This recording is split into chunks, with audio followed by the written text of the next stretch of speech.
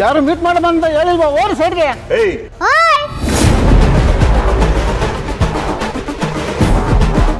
ಯಾರು ಮುಟ್ತಾ ಇದ್ಯಾ? ಏನೋ ಅಮ್ಮ ಹೇಳಿದ್ರು ಅಂತ ಸುಮ್ಮನೆ ಇದ್ರೆ ನನ್ನ ಫ್ರೆಂಡ್ನ ಮುಟ್ತಾ ಇದ್ಯಾ?